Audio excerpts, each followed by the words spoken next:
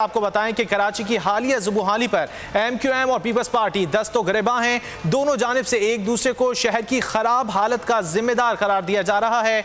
आपको अपडेट करें कि MQM और पीपल्स पार्टी शहर की सूरत हाल पर दस्तोगरेबा हैं। दोनों पार्टीज की जानिब से एक दूसरे को जिम्मेदार करार दिया जा रहा है। इसी वाले से बात कर लेते हैं बोली उसके नुमाइंदे सैयद जीशान अहमद से, जो इस वक्त मुत्तहदा के रहनुमा खालिद मकबूल सिद्दीकी के साथ मौजूद हैं। जी अपडेट कीजिएगा जीशान, क्या कहते हैं MQM के रहनुमा?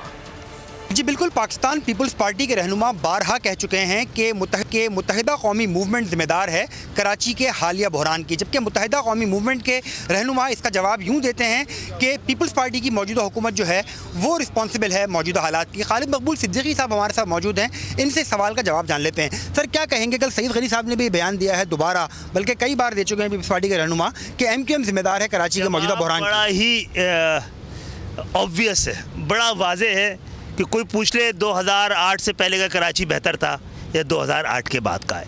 2008 के बाद कराची किसके रहमो करम पे रहा है, ये पूरा सिंध किसके रहमो करम पे रहा है, सब जानते हैं।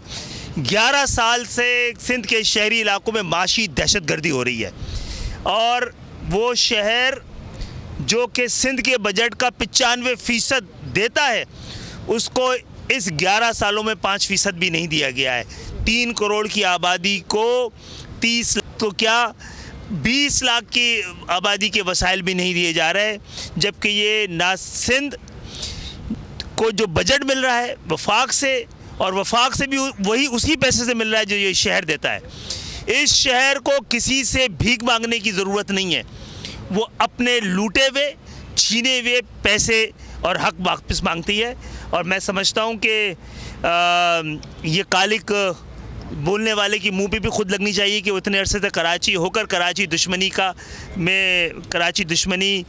का हिस्सा रहे हैं। इस 11 साल में जो 5,000 अरब पाकिस्तान में जमा हुए हैं, उसमें 4,500 अरब कराची ने दिए हैं, और इस 11 साल में सिंध हुकूमत ने कराची को 100 अरब से ज़्यादा नहीं दिए हैं। खालिद भाई, अभी मुज़ाकरात आपके दूसरा दौर शायद होने वाला है इस्लामाबाद में पीर के दिन 12:30 बजे।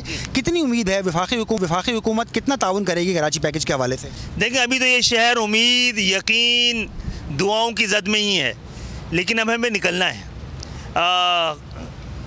1.5 साल बहुत होते हैं जब इस शहर की बुनियाद पे ये वफाकी हुकूमत के भी सारे वज़रा की तनख्वाहें, ये ऐवान, ये इस्लामाबाद के पर्क प्रिविलेज, ये सब अगर इसी पैसे से है तो ये शहर ना चले, तो हम सब के ऊपर जो है जो फ़र्ज़ है और कर्ज़ है इस शहर का, सबको महसूस करना चाहिए। बहुत शुक्रिया। खालिद मकबूल सिद्दीकी साहब हमारे साथ मौजूद थे, उनका यही कहना था कि वफाक से जो उम्मीदें और वादे हैं उन्हें अब पूरा होना चाहिए। 2 दिन के बाद यानी पीर को जो है वो एक मुज़ाकराती दौर इस्लामाबाद के अंदर होगा कराची पैकेज के हवाले से, और उम्मीद है कि कराची को उसका हक़ जो है वो मिल सके।